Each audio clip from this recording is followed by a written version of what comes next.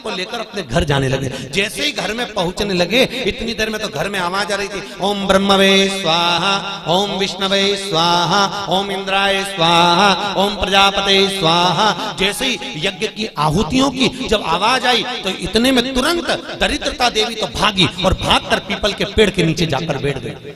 दूसरा मुनि ने कहा, दरिद्रता चलो, ज्येष्ठा ये अपना घर है, तुम्हारा ससुराल, चलो। ज्येष्ठा देवी कहती है, महाराज मैं नहीं जा सकती, पहले या तो यज्ञ बंद करवाओ, पूजन बंद करवाओ, पाठ बंद करवाओ, अनुष्ठान बंद करवाओ, तब मैं तुम्हारे घर में आऊंगी। क्योंकि दरिद्रता उसी के घर में प्रवेश करती है जिसके घर में कभी पूजन पाठ नहीं होता। तो मैं इस घर में जाऊं कैसे? इसके घर में तो पूजन पाठ हो रहा है, मैं नहीं जाऊंगा। भगवान नारायण ने लक्ष्मी जी से विवाह कर लिया। दुस्साहा मुनि की पत्नी दरिद्रता पीपल के पेड़ के नीचे रहने लगी। इसलिए हमारे यहाँ हिंदू धर्म में पीपल का पेड़ घर में नहीं लगाया जाता, क्योंकि उसके नीचे कौन रहती है? जम के बोलो, दरिद्रता रहती, ज्येष्ठा रहती। अब दरिद्रता का निवास हो गया पीपल के पेड़ के नीचे।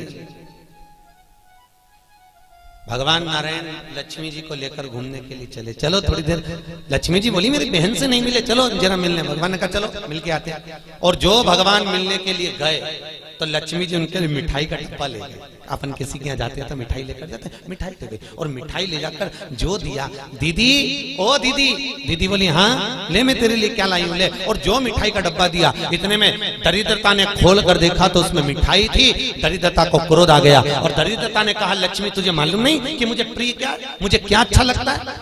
लक्ष्मी जी ने कहा, मैं जानती हूँ तेरे को खट्टा और तीखा प्रिय है, मैं जानती हूँ तुझे खट्टा अच्छा लगता है, तीखा अच्छा लगता है, तो फिर मिठाई क्यों लाई? तो लक्ष्मी जी बोली, मेरे को लगा कि हो सकता है शादी के बाद तू चेंज हो गई हो, बदल गई, इसलिए मैं तेरी मिठाई। मिठाई का डब्बा उठाकर फेंक दिया दरिद्रता, और दरिद्रता ने फेंका। भगवान नारायण देख रहे थे। लक्ष्मी जी ने कहा चलें? भगवान विष्णु के चलो, चलिए। ये दरिद्रता को खट्टा और तीखा प्रिय है और लक्ष्मी को जम के तो बोलो मीठा। इसलिए हमारे हिंदू धर्म की रीति है, आज भी दुकान के बाहर, घर के बाहर नींबू मिर्ची टांगी जाती है, मिठाई रसगुल्ले नहीं। क्या टांगते हैं? नींबू मिर्ची।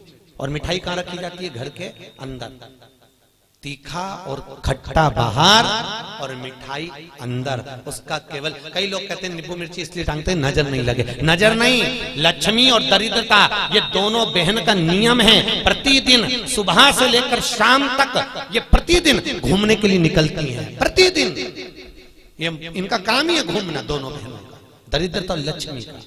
जब इनको भूख लगती है तो दोनों घर में प्रवेश करना चाहती हैं, और जैसे ही घर में प्रवेश करना चाहती हैं तो जिसके जैसी दोनों चलती हैं तो इतने में दरिद्रता देख लेती है कि मेरा भोजन तो बाहर ही टंगा है, तो दरिद्रता खाकर बाहर की बाहर चली जाती है और लक्ष्मी मिठाई के चक्कर में अंदर प्रवेश कर जाती है। लक्ष्मी लक्ष्मी अंदर प्रवेश कर।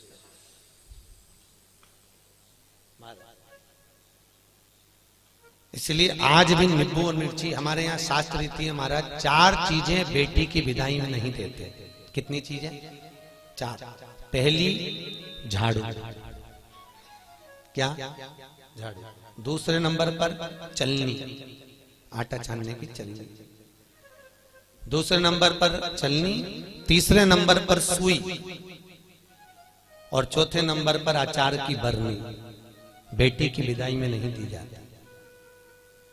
अगर ये 4 चीजें बेटी की विदाई में, माँ बाप ऐसे होते हैं कि कुछ सोचते ही नहीं है, मेरी बेटी जा रही है, रख दे अचार रख दे, तो माँ उन भी इतने प्रेम से अचार की बरनी भर भर के रख देती है। उनको समझाओ, जिसके घर में ये 4 चीजें मायके की चली जाती है, सुई, झाड़ू, चलनी और अचार, उसका घर फूटने में देरी नहीं लगती महाराज, याद रखिए।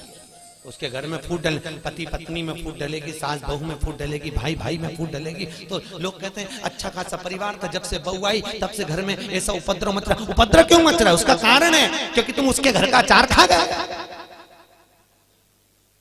वो बनवा के लिए ही, तुमने खा लिया। और अभी भी कह रहे हो हमारी बहू की माँ बहुत अच्छा अचार बनाती है, तो मंगवा लो, जा और मंगवा लो, खाओ। महाराज पहले बेटी की विदाई में भेजते थे बड़ी, पापड़, और पहली विदाई में बेटी के भेजते थे बेटी के साथ में मैदे की पूड़ी, एक डलिया में कपड़े में बांधकर, उसमें ना तो नमक डलता था ना उसमें शक्कर डलती थी। क्यों? क्योंकि वो बेटी के विदाई में मैदे की पूड़ी इसलिए दी जाती थी कि हमने ये पूड़ी एकदम फीकी भेजी है, अब चाहे तुम इसमें नमक डालो चाहे इसमें शक्कर डालो, हमने तो हमारी बेटी को तुम्हें दे दिया, एकदम सीधी मैदे की पूड़ी की तरह भेजी है, अब तुम इसमें चाहे कपट भरो चाहे प्रेम भरो, तुम्हारी मर्जी, ये लो, हमने तो दे दी। कन्यादान करे और हम फिरी, हमें कहीं हमने तो देना था, दे दे। इसलिए बेटी के साथ में मैदे की पूड़ी भेजी जाती। मैदे की क्या बोलते हैं उसको, खाजा बोलते हैं, बड़े बड़े ले,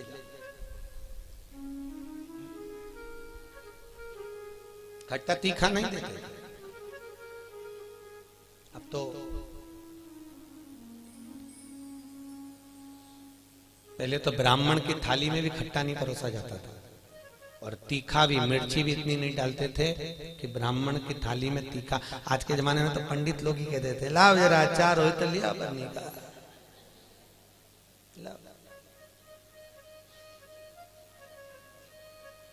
पितरों के जो देवता हैं,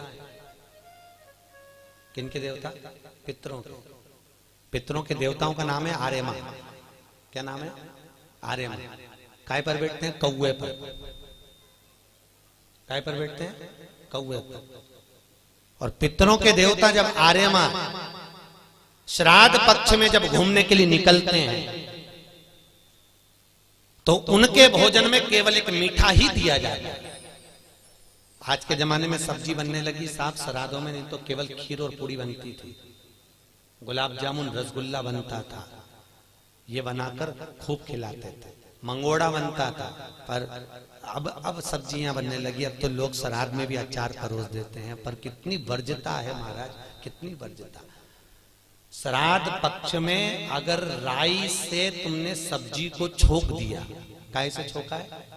राई से। सब्जी को अगर छोक दिया और वो सब्जी और पूड़ी तुमने छत पर ले जाकर पटक दी, तुम कितना भी कौवा को बुलाना, कौवे का बाप नहीं उसको भोग लगाएगा, लगा ही नहीं सकता।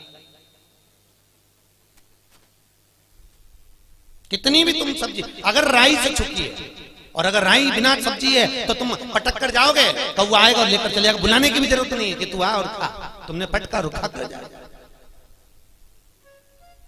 महाराज तुमने डाला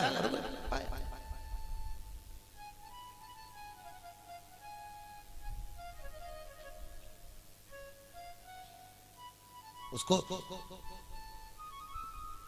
हमारे यहाँ शास्त्र दरिद्रता को खट्टा और तीखा प्रिय है। इतने में भगवान जाने लगे।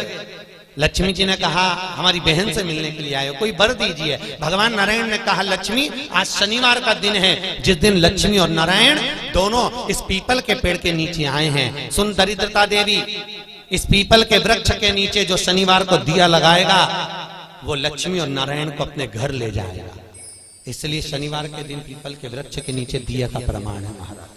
और सुन दरिद्रता देवी, तेरे पेड़ के नीचे जो खाली हाथ आएगा तू उसके घर में प्रवेश करेगी, और जो भरे हाथ से मतलब पानी का लोटा ले जाओ, कंकु ले जाओ, चावल ले जाओ, रोली ले जाओ, कुछ भी, जरा सी शक्कर ले जाओ, गुड़ ले जाओ, आटा ले जाओ, पर पीपल के पेड़ के नीचे कभी खाली हाथ मत जाओ। अगर तू खाली हाथ कोई आया तो तू उसके घर में प्रवेश कर। दरिद्रता देवी बोली ये तो तूने अपने अपने मन की बात कर ली लक्ष्मी, मेरा क्या पीपल के वृक्ष के नीचे। इतने में तुरंत भगवान बोले तू बोल तुझे क्या चाहिए। दरिद्रता देवी बोलती है 7 दिनों में एक दिन मेरा होना चाहिए पीपल के पेड़ के नीचे। भगवान ने कहा मांग ले, केवल एक रविवार का दिन इस पीपल के वृक्ष के नीचे मैं अपने पति को रिझाने के लिए नृत्य करूंगी, और अगर कोई रविवार के दिन पीपल के पेड़ के नीचे आएगा तो मैं उसके घर में हमेशा के लिए जाकर विराजमान हो जाऊंगी। भगवान ने कह दिया तथास्तु, तथास्तु। इसलिए केवल एक संडे का दिन ऐसा होता है जिस दिन पीपल के पेड़ के नीचे दिया नहीं लगाया जाता, बैठा नहीं जाता, प्रणाम नहीं किया जाता, परिक्रमा नहीं लगाई जाती। केवल जिनकी दीवालों पर कहीं पीपल लग जाता है ना, किसी किसी के घर में लग जाता है दीवालों के ऊपर, तुम कितना भी पीपल उखाड़ना वो वापस लग जाएगा, फिर उखाड़ो फिर लग जाएगा। पर पीपल उखाड़ने का भी एक प्रमाण है, अगर पीपल को उखाड़ना है तो केवल एक रविवार के दिन दीवाल के सामने जहां से पीपल उखाड़ना है वहां पर नींबू और 7 मिर्ची रख दीजिए और उसके बाद पीपल को उखाड़ दीजिए और नींबू को वहां पर काट कर छोड़ दीजिए। उसके बाद कभी दीवाल में पीपल लग ही नहीं सकता उस स्थान। अगर एक बार आपने उखाड़ा और उसके बाद नींबू मिर्ची मार दिया, क्योंकि वो खाकर अपना भाग ग्रहण कर कर दरिद्रता चली जाती है, उसके बाद पीपल वहां नहीं लग सकती। लगे दरिद्रता का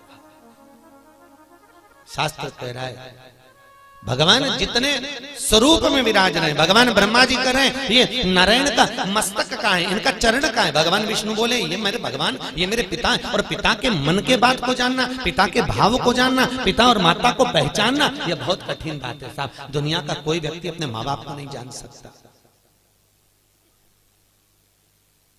जब तक जिंदा है तब तक लगता है ये मेरे हैं, उसके हैं, ऐसा करा वैसा करा, माँ ने ऐसा करा, बाप ने ऐसा करा, परिवार ने ऐसा करा, कुटुंब। अरे भाई चले गए, उसके बाद में फिर रोते हैं, भोग लगाते हैं। क्या मतलब? जीते जी दंगम दंगा, मरे पीछे पहुंचा दी गंगा। क्या मतलब?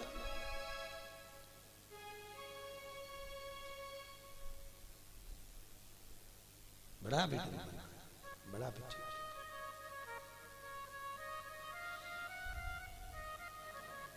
कर सेवा तू लगन लगा कर, मन में सच्चा भाव जगा कर, ये की आंखें खोलो रे, जय श्री कृष्णा बोलो रे। तुम मन लगाकर, चित्त लगाकर, अपने मन की वृत्ति को परमात्मा तक ले जाकर भाव से तुम परमात्मा को रिझाओ तो सही। कई लोग कहते हैं हमारी माँ कपट रखती है, हमारे पिता हमको अपशब्द कहते हैं, हमारी माँ हमारी सास हमको आनत। बोलने दो, उनको बोलने का काम है, बोलो। और याद रखना जितनी जितनी तुम्हारी बुराई होगी तुम उतने उतने स्वस्थ होते चले जाओगे, उतने परसेंट। आपको पहले कथा कही थी चारधाम मंदिर में, एक राजा बीमार पड़ गया, उसका काया गल गल कर नीचे टपकने लगी, काया का रोग हो गया। राजा ने सारे डॉक्टरों को दिखाया, इलाज नहीं मिला। तब गुरुजी के पास गया, गुरुदेव मेरे को बीमारी हो गई। गुरुजी बोले डॉक्टर को दिखाया? हाँ गुरुजी, पर मैं ठीक नहीं हुआ। गुरुजी ने कहा तेरा बड़ा भाई था कहाँ है? तो कि वो तो मर गया। भाभी है? हाँ। कहाँ है? राजभवन में। एक काम करा कर चुपचाप से किसी को मालूम मत पड़ने देना, भाभी के कमरे के बाहर जब भाभी सो जाए तो चटाई डाल के रजाई ओढ़ के सो जा, ठीक हो जाऊंगा। हाँ। अब गुरु तो ऐसे आड़े टेढ़े उपाय बताता है, गुरुओं का तो काम ही। गुरु तो गुरु, बस उनने तो बोलना था बोल दिया।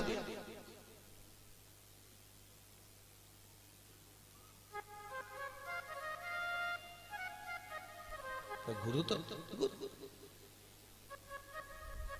महाराज भावसर जी, यहाँ सागर के पास में एक गांव है, वहां पर एक महाराज जी रहते हैं। और किसी को सांप डस लेता है ना, तो भले वो हॉस्पिटल में पड़ा हुआ, सांप डस ले और वो फोन पर उनसे बात करा दो महाराज से, वो महाराज वहां से कुछ नहीं कहते, केवल गाली बकते लपक के उसके कान में, और 15 से 20 मिनट में सांप का जहर उतर जाता। अब गुरु तो गुरु की मर्जी, उनका मन। ये यहीं की बात है। तुम्हारे उज्जैन के पास में कौन सा गांव है बाबा?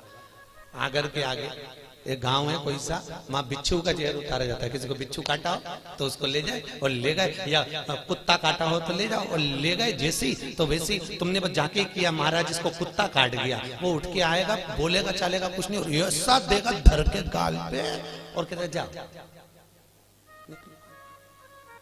अड़भंगी। गुरु गुरु अड़भंग, ये गुरु का दर्शन कर रहे आप, एक अड़भंग होंगे। हम भले ना मिले हैं पर उनका स्वरूप कह रहा है कि अड़भंग होंगे। जा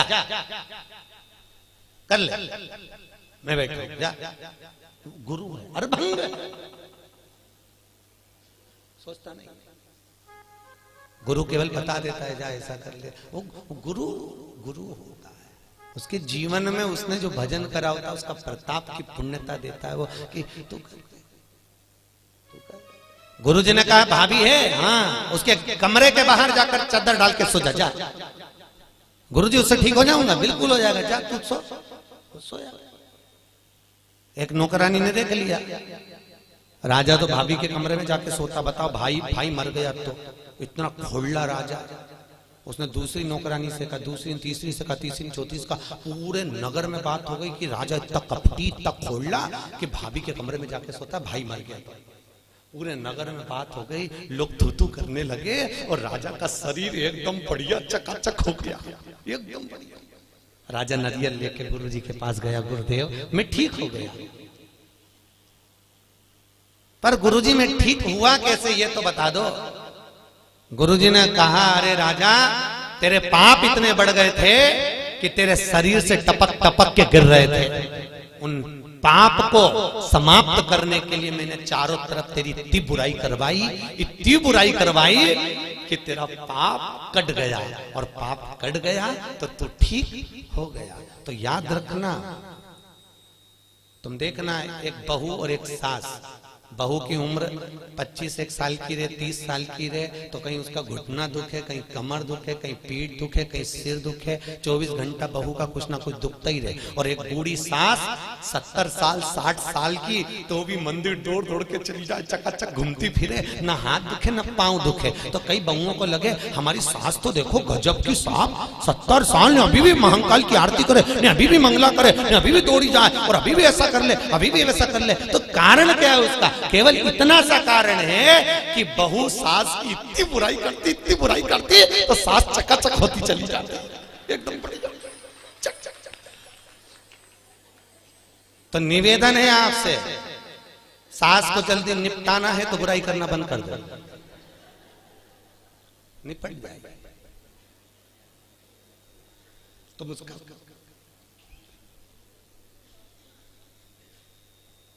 तुम बुराई करना बंद करो, जल्दी निपटेगी। और तुम जितनी बुराई करती रहोगी वो उतनी सद उतनी तैयार उतनी।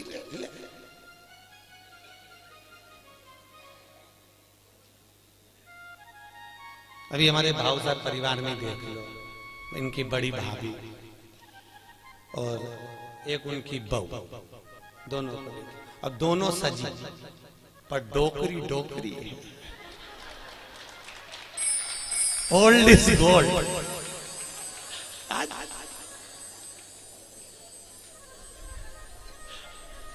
राधे ओल्ड भगवत हम समझ गए, हम सुबह गए थे तो हमने जान लिया कि ये दवाई का असर, ये सत्संग का असर।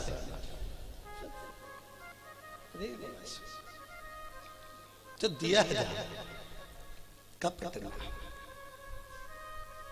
अब होन दो बुराई।